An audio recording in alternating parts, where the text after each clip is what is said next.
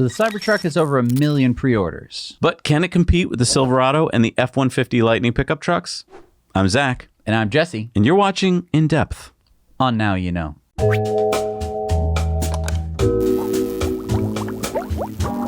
Our show is sponsored by Henson Shaving.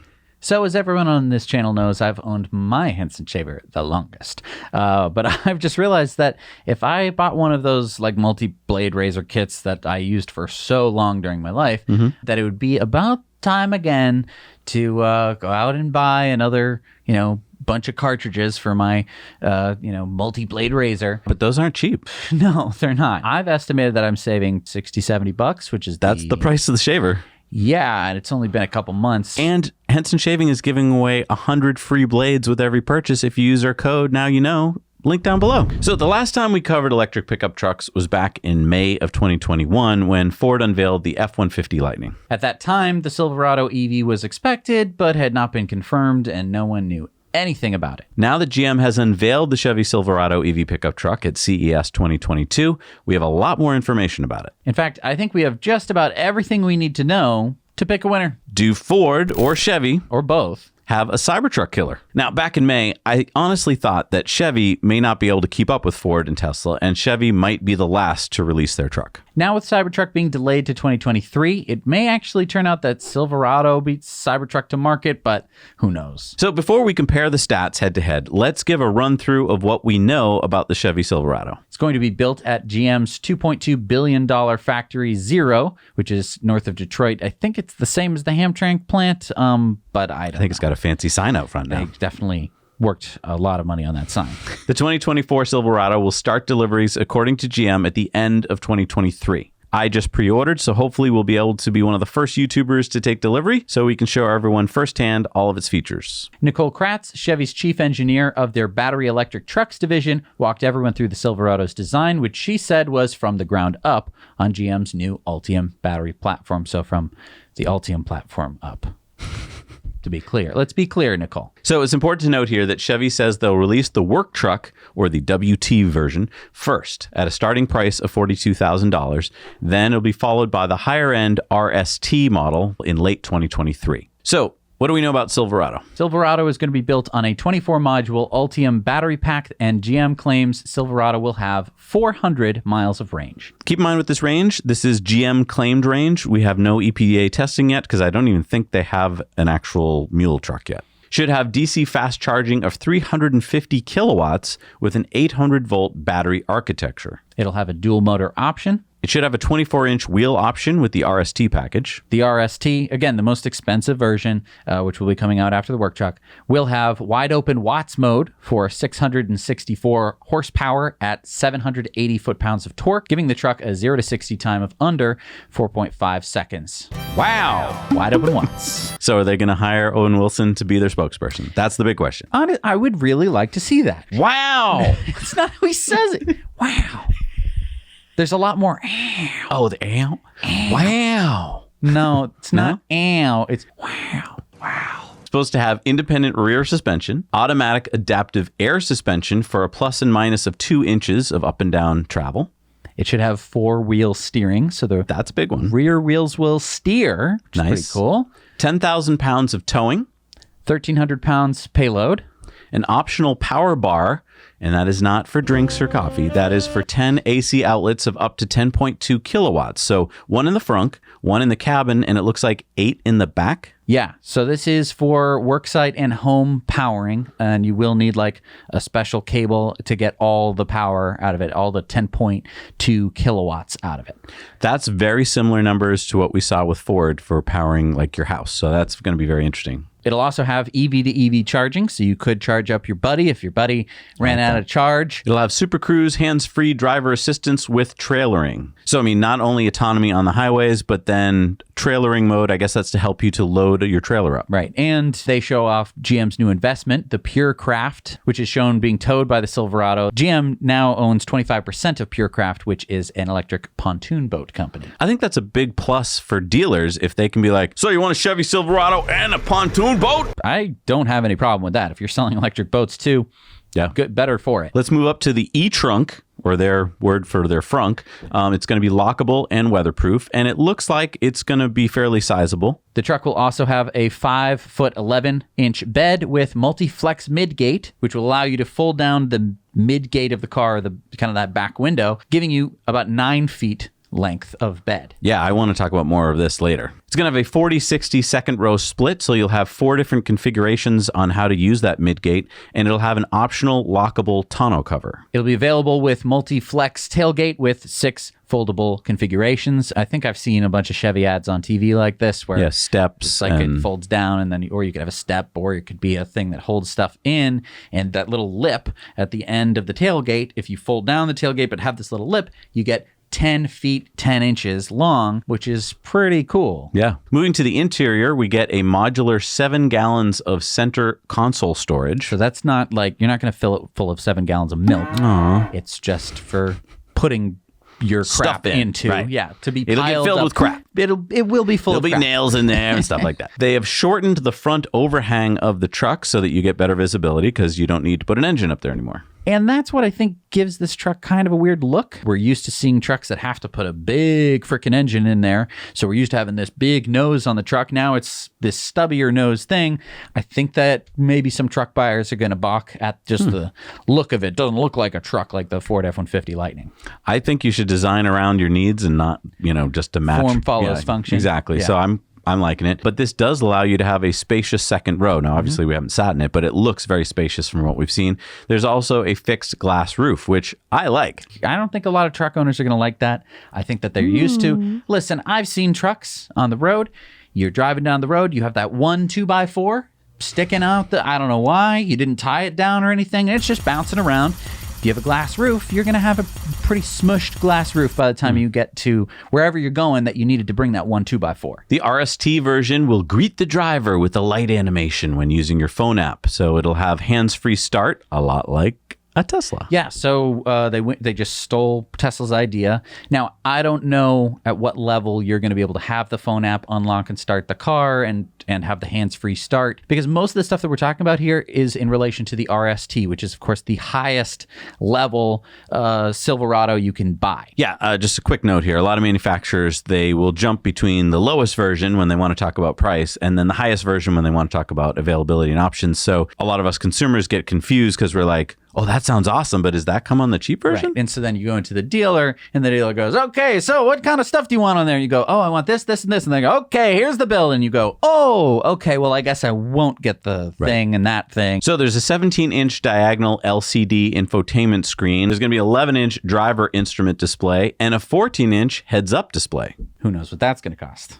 Right, that could be optional. Yep. Who knows? The first vehicle is going to be built with Ultify. And what is Ultify? Over-the-air updates. Okay, so something that Tesla has had since 2012. Yes, but it's called Ultify. So they're just about 12 years behind. Yeah, but does Tesla have a name for it? No, they don't. They just call it over-the-air updates because it's so boring. Why would you come up with a dumb name where you misspell it? Ultify. With it ends in I, not Y. It probably cost them so much money to come up with that name. Anyway, the work truck, which is going to be the cheapest version, here's some price whiplash for you. We're going from the $105,000 truck down to the $39,900 truck. Work truck is going to have 510 horsepower at 615 foot-pounds of torque. Good numbers. Good numbers. 8,000 pounds towing, 20,000 pounds, they say, after launch. So this is going to be for fleet vehicles. They said that they're going to do some kind of special work truck option.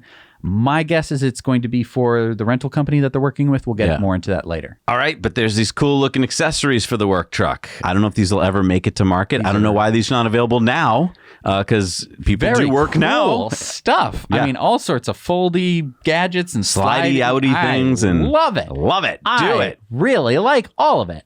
Yes, please. Yes. Count me in. There'll be software to regulate charging and to manage fleets. Great. This is where things get interesting. They talk about how they're going to be releasing the fleet model first.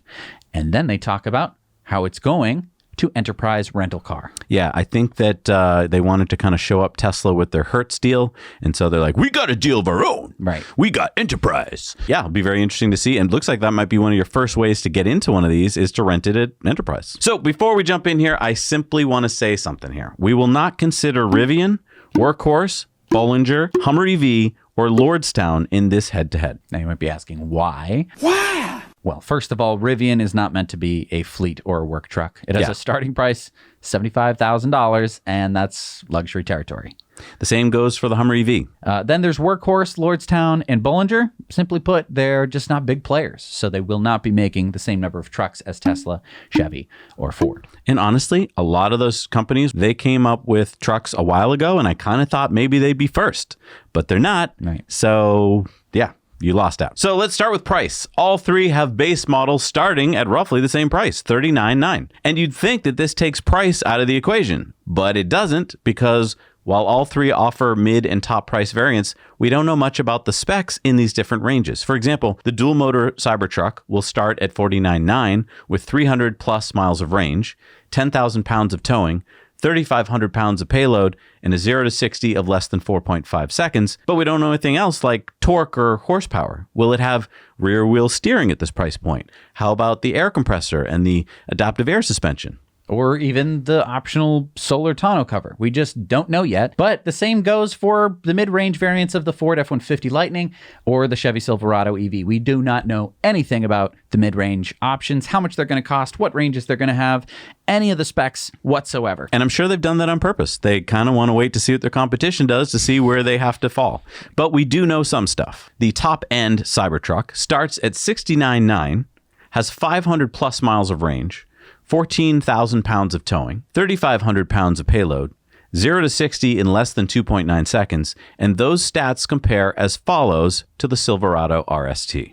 Price starts at $105,000 for a 400-mile, 10,000 pounds of towing, 1,300-pound payload, 0 to 60 in less than 4.5 second, 664 horsepower, 780 foot-pound of torque pickup truck. And the Ford F-150 Lightning top end starts at $90,500 for 300 miles of range, 10,000 pounds of towing, 1,800 pounds of payload, 0 to 60 in 4.5 seconds, 563 horsepower, 775 foot-pounds of torque. So let's just stop there for a second. I think we can agree that in the top end, Tesla wins? Tesla wins hands Tesla down. wins by a resounding margin. I mean, because price, they beat both by $30,000. Yep. They beat both by range of either 100 miles or 200 miles. Beat them in towing pounds by at least 4,000 pounds. Beat them in payload by at least 2,000 pounds. And 0 to 60. And 0 to 60 by every category that we have. Hands down, top end Cybertruck seems to win. Now, we don't know what the horsepower or the torque is, but you can probably bet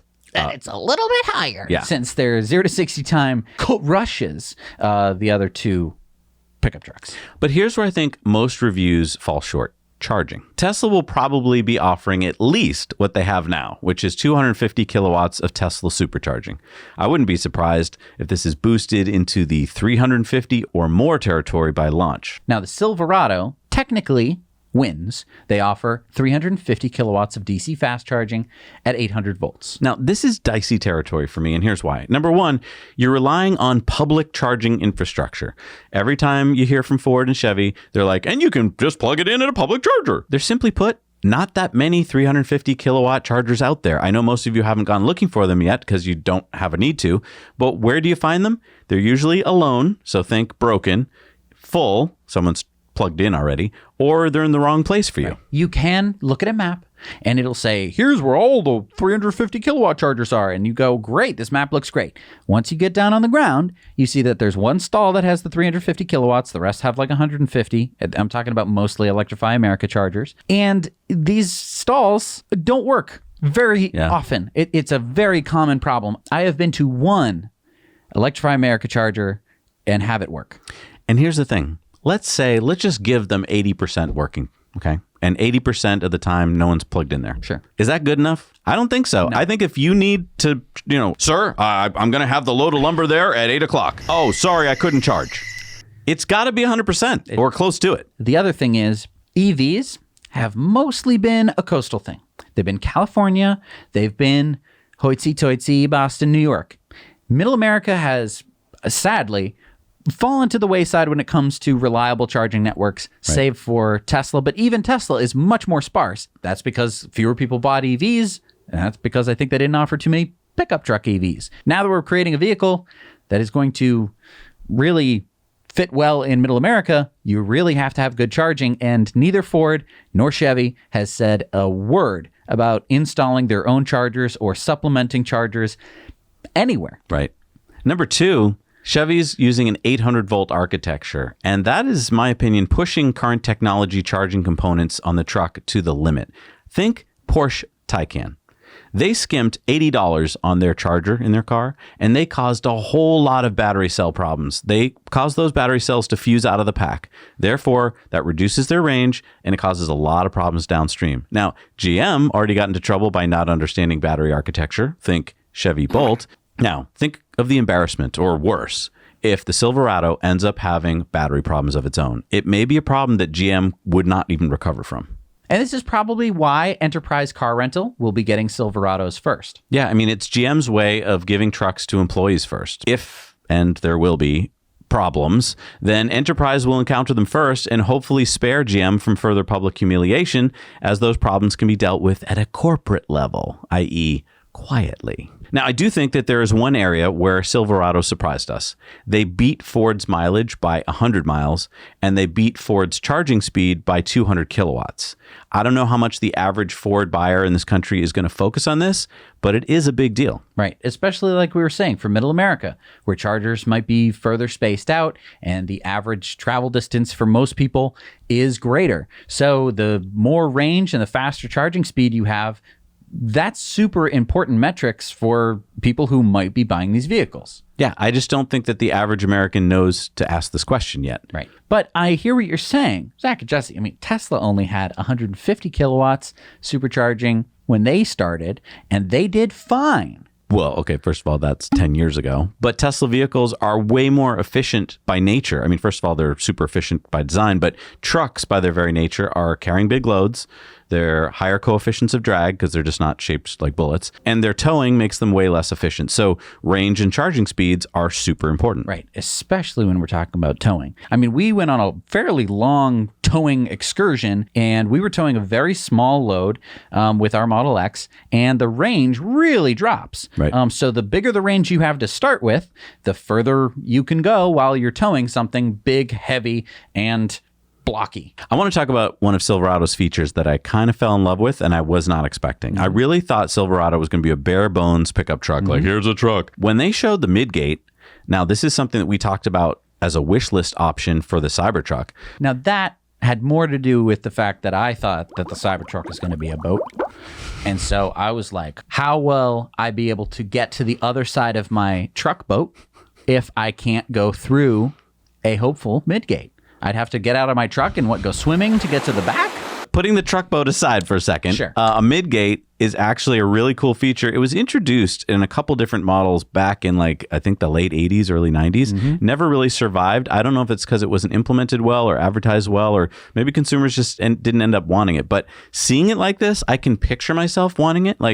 I don't know. I don't kayak with my own kayak. So maybe this example is not going to appeal to me. Maybe you just turn the kayak 25 degrees and then it would fit because Pythagorean theorem. But I can think of maybe a pile of 8-foot 2x4s, but I also want my buddy to ride in the back, so now I can do both. That would work. And it's really cool. It adds a lot of flexibility to the truck in a way that most pickup trucks with a 5, almost 6 foot bed just don't have. Yeah, let's talk about the 5.5 foot bed. When I was a kid, you had to have an 8-foot bed. It had to hold sheets of plywood, sheetrock. That was the whole point. And today, I think the pickup trucks have become more of a lifestyle vehicle. So it really depends on your use. And that's why Chevy's trying to make this appeal to, both. Are you doing a fleet? Are you doing a work, thing? Are you doing a home thing?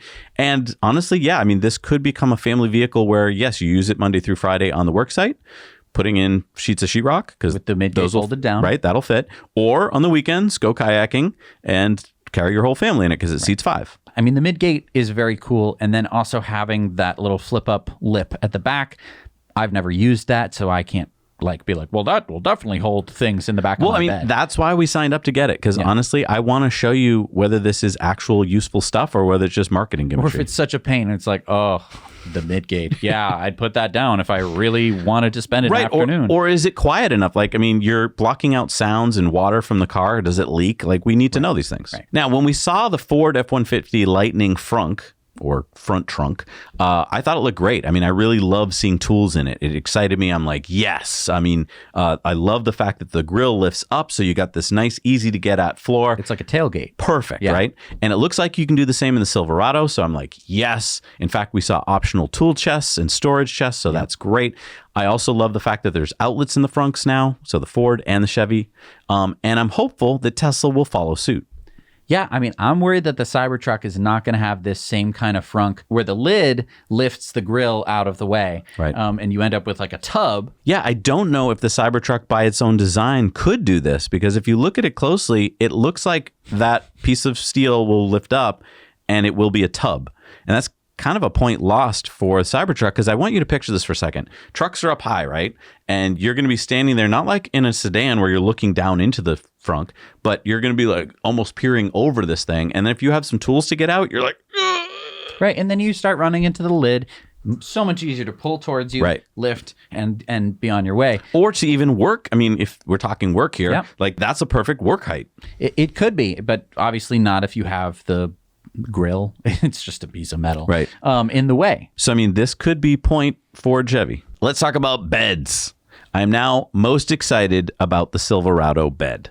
So many options when the midgate is factored in. Don't get me wrong, I love the Cybertruck, stainless steel tonneau cover, especially with solar, but Silverado's 8 electrical outlets and the tailgate options are really cool. Really better than having a ramp, better than having T-slots, better than having the sub trunk, which I would argue makes up for the fact that it doesn't have the frunk that you wanted. And also, were you too busy ordering the Cybertruck on your phone to notice this? Wait, what is that? Yeah, no one's ever talked about this. I don't know how I missed it. I was there at the event. I must have seen this. I was too busy looking at the truck.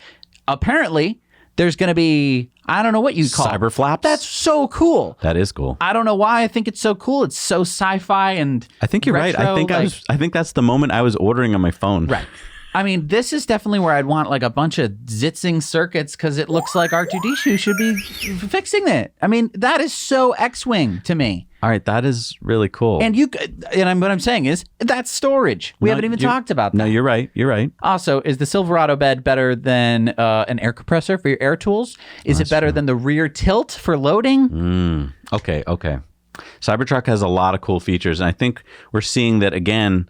Ford got left behind. I mean, Ford has a 5.5-foot bed and some power outlets, but I mean, nothing like Silverado and Cybertruck. Because I mean, we can sit here all day long arguing about which is better, but like Ford didn't really get mentioned in that argument. So I think they lost on this one. Yeah. All right, let's talk about the cabins. I think the big one here is that Cybertruck seats 6 and the Chevy and the Ford only seat 5. Going back to like classic pickup truck, slide on over, honey, country, western kind of thing, I'm just saying it seats 6. No, I mean, this is huge for families, especially like this, like we were talking about, a truck can now be a family vehicle. If it seats 6, it can definitely be a family vehicle. Right. And in the Cybertruck, remember that the front middle seat can either be a seat or it can fold into this like storage / workbench. Right. Now we've sat in the Cybertruck cabin. Yes, we have. And it was enormous. I mean, amazing. You have a big vaulted ceiling. Yeah. And it's not vaulted the way you'd think it would be vaulted. Right.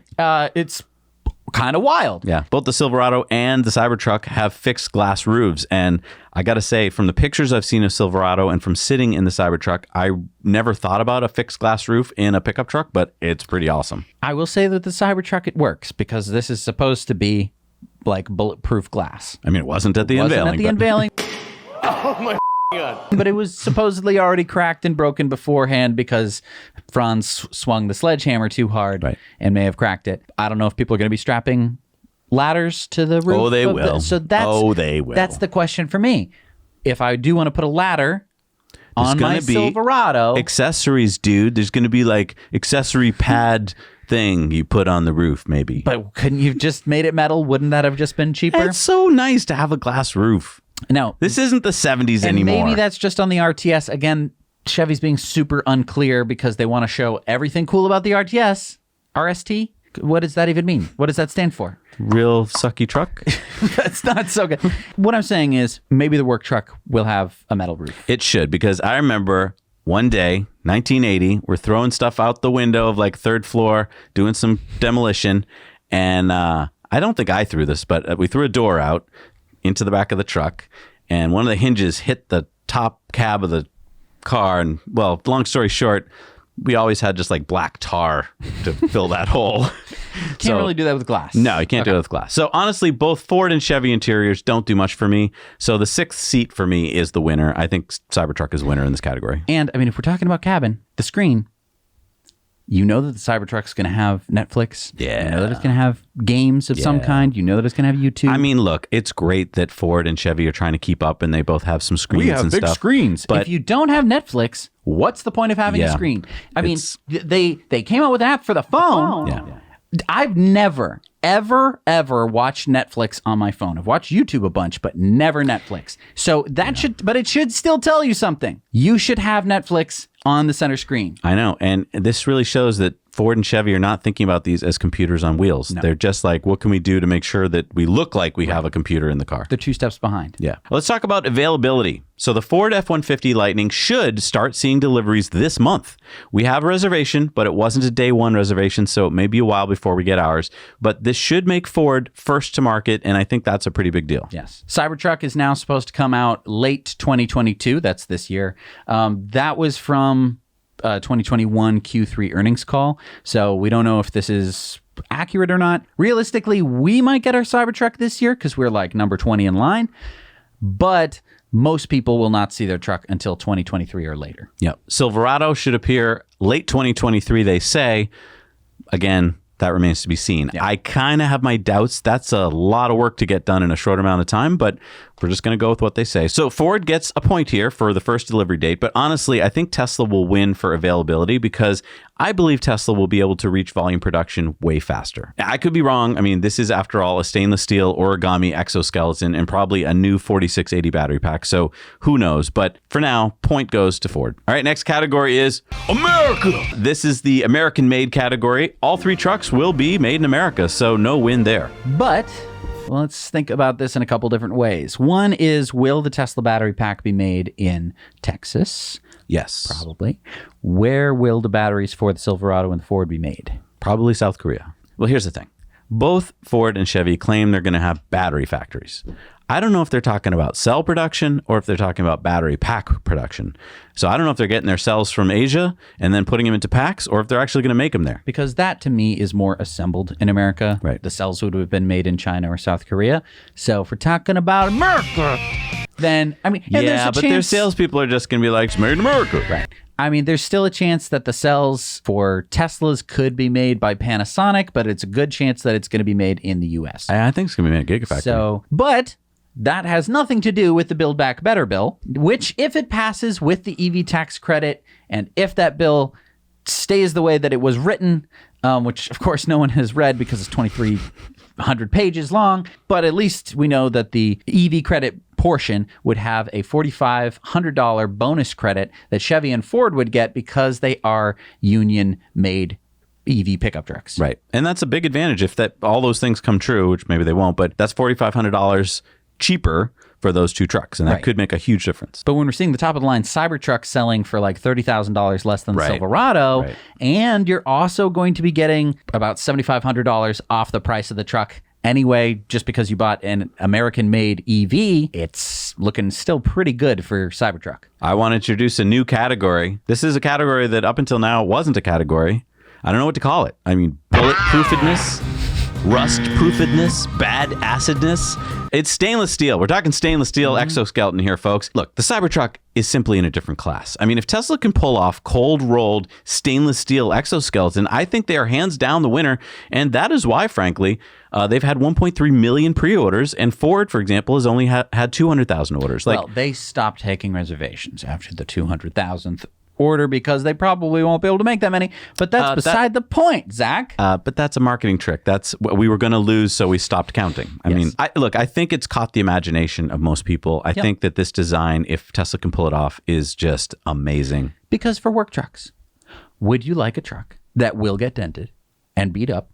Or would you like a truck that shouldn't get beat up or dented or rusty at all? I want to talk about silverware for a second. Bruh. I want you to go down to your local diner and take out a fork. That fork has probably been at that diner since the day they opened. Okay. That is made of stainless steel. Yes. Stainless steel holds up. I mean, when you build a house on the Cape, you build it out of stainless steel nails, stainless steel screws. Why? Because anything else is just going to disintegrate.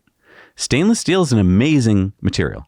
And especially the grade that they're going to be choosing for the Cybertruck. It's going to be rust-proof, dent-proof. Now, that's what I want to talk about, is if you go up to your average, I mean, don't do this, but you go up to your average Ford or Chevy and give it a whack, it's very thin metal. The thickness of stainless steel we're talking about here is not the same thickness as on a typical car. It's a much thicker piece of metal. That's why it's an exoskeleton. It's actually going to bear the weight of the vehicle. I mean, we've been in it. It just feels different. It feels substantial. I think that when people experience this, they're going to be like, yes, this is what I want. And once you see him driving down the road and you go, did I just see Master Chief driving down the road? Yeah. Or what just happened? I mean, I already have my Halloween costume picked out for the next 2 years. I'm just going to be Master Chief in the back of my Cybertruck. Obviously, duh, that's going to look sick. I know. Here's another category that no one's counting as a category. Yes. It's a boring category. I know. Oh, it's so boring. Batteries. No one's going to put this on their list, but we are. Because anyone who knows anything about batteries knows that Tesla is the leader, and that is not even counting the 4680. Right. Okay? The 4680 structural pack is head and shoulders above what Ford and Chevy are going to have.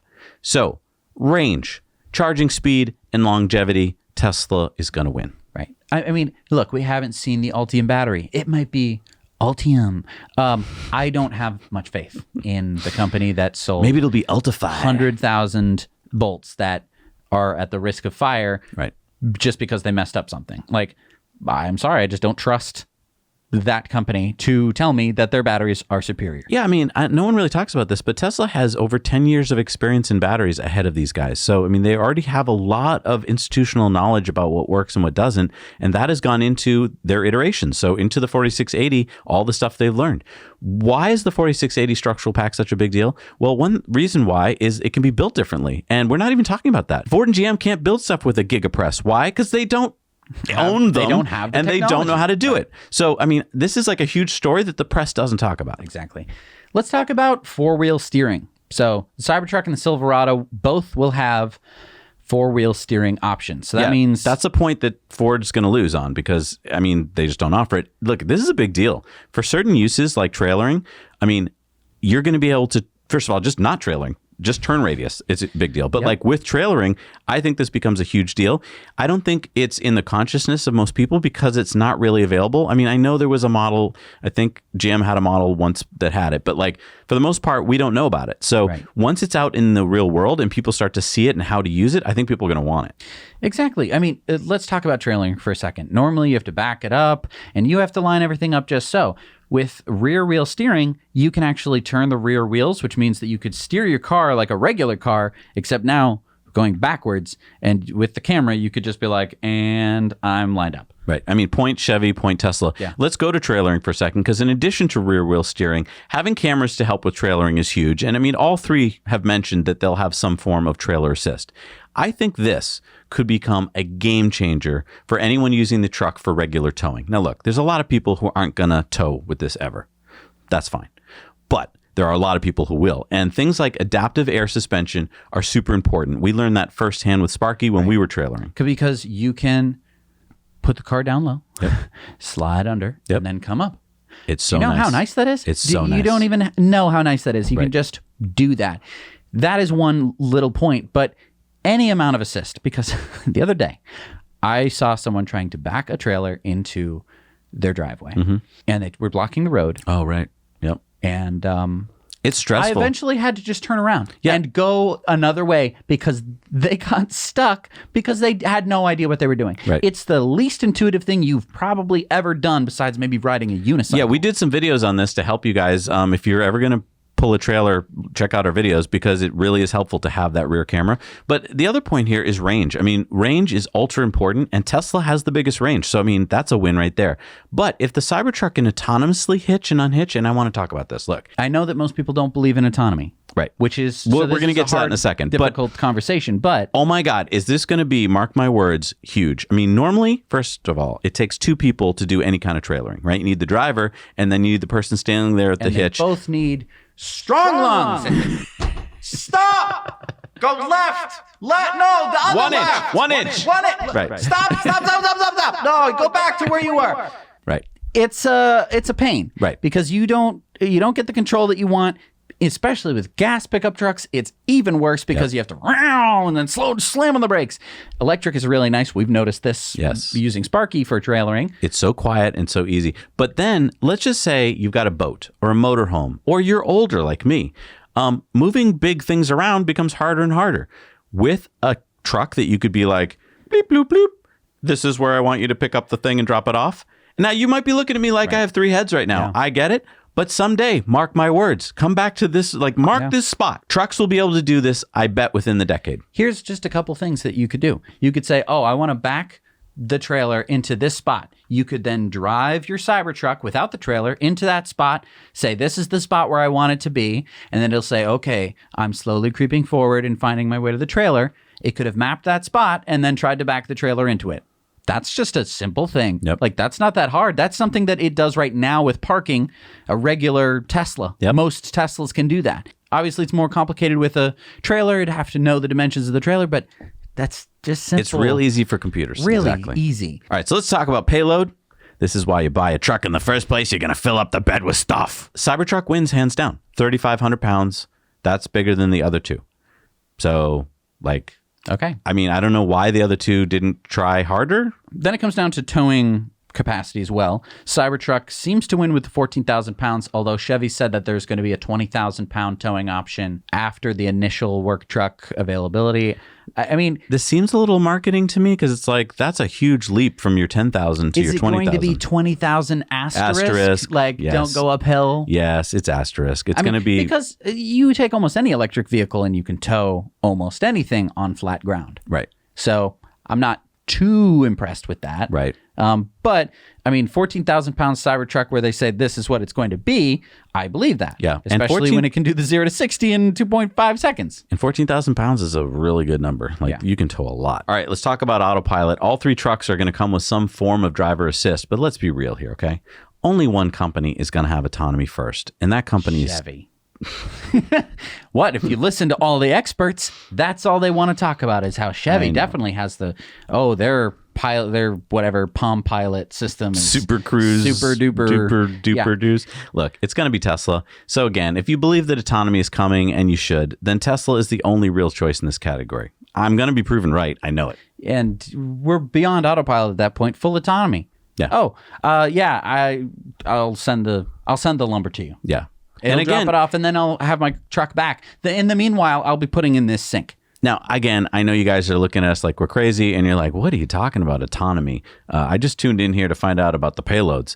Look, autonomy is the big news here. The Cybertruck is going to be able to fully self-drive. The other two are not. So I know that you're probably thinking that's not real, so you're not going to even count that, but trust me. They can't do that now. And it's like, yes. But it's if coming. You haven't experienced Tesla's over-the-air updates, if you haven't had a car that literally did not have the ability to drive autonomously at all, and now, like with my car, it's able to pretty well drive around, it's in beta, you're going to change your mind pretty quick when you realize, it's just a couple of years away, and this is the truck that's going to be able to do it. Look, if you're watching this video because you really are trying to think about what your next truck is, please consider fully self-driving. Just allow yourself to imagine it. You don't have to tell anybody and have them laugh at you. Don't worry. Right. File it away. Yeah. So I was surprisingly impressed with the Silverado. I really thought, I'm just waiting for them to come out with their announcement, then I'm going to just file it away. But I really loved everything they talked about. And I'm surprised that they did this. Why did they do it? Well, let's take a look at GM and their financials. GM currently has 40% of the pickup truck market. It's a huge section of the pickup truck market. Yeah. And their average gas-powered Silverado brings GM $17,000 in profit. Yep. It's their big money maker. I mean, Chevy sold 529,000 Silverados in 2021 in the U.S. Right. And I think that GM said, look, guys, we need to come in last with our Silverado announcement, but we need to come in first in what it offers. Right. And I think they nailed it. Yeah. I mean, can they deliver? That's a whole other question. No idea. In terms of keeping their brand, though, for the next couple of years, I think they succeeded. I think they kept people from going, I'm just going straight to Cybertruck or straight to Ford. And they went, okay, Silverado looks pretty cool. Because I've heard plenty of truck buyers say, I'm going to wait until what Silverado comes out with. Right. Silverado was very smart. They waited until after the Cybertruck, until after the Ford, and they were able to beat some of the things on the Cybertruck and almost everything on the Ford. Yep. Except for kind of price. I don't know. We're going to have to see about that. Yeah, it's hard to tell. But look, I don't have a ton of confidence in two things. Number one, the Ultium platform.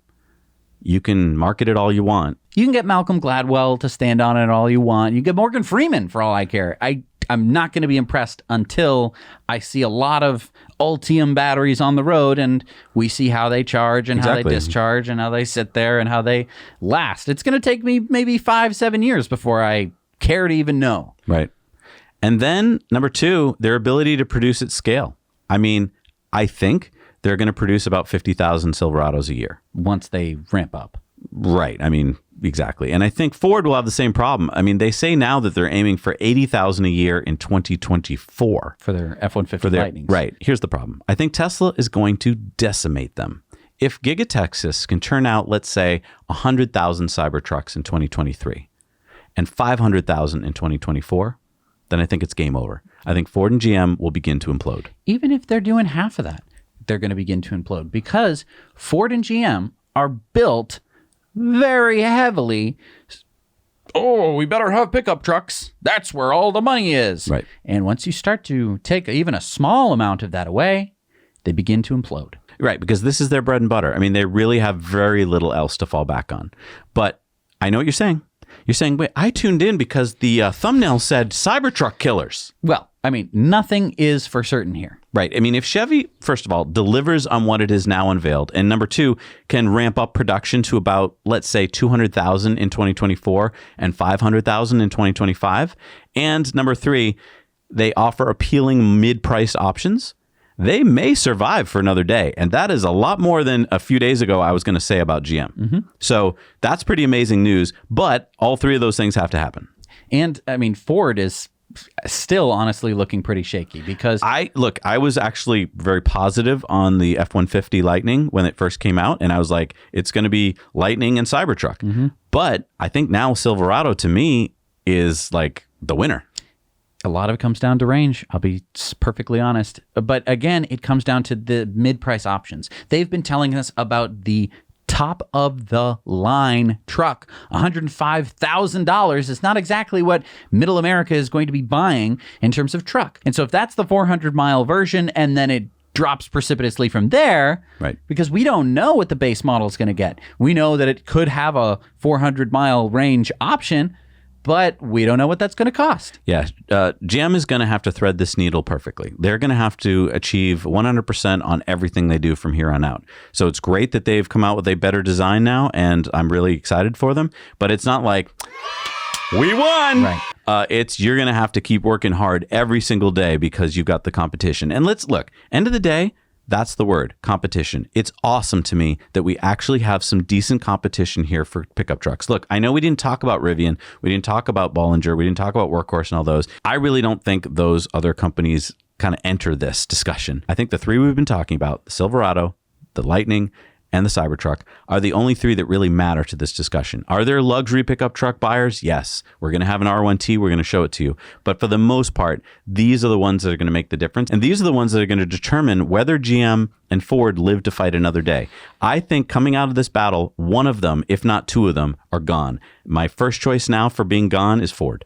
Wow. So anyway, those are our thoughts on the pickup truck battle of the century. But I mean, what did we miss? Because I mean, there's so many factors here, and I haven't driven pickup trucks since I was a kid. So let us know. You drove pickup trucks when you were a kid? Well, I mean, it's what I learned to drive on. I was, okay. 12 years old, sitting between my dad's lap there, driving a pickup truck. I mean, that's what I learned on. So if you got thoughts and comments, please put them below. Tell us what we got wrong. Tell us what we got right. Tell us what you're going to be looking forward to buying. And what you've deciphered in the marketing message. Yeah, I mean, there might be some secret things that you saw that we didn't see. For instance, in the back of the Silverado, there's going to be some stuff. Did we see an air hose plug? I didn't see it, but I feel like they've got to have it. I feel like they're sandbagging on that because they've got adaptive air suspension. Why wouldn't you throw that in? So yeah, comment down below what you think we got right, what you think we got wrong. If you like this episode even a little bit, if you liked even one little point of it, please hit the like button. Really helps the growth of this channel. If you want to see more content just in general about this kind of stuff, hit the like button. Thank you so much for watching.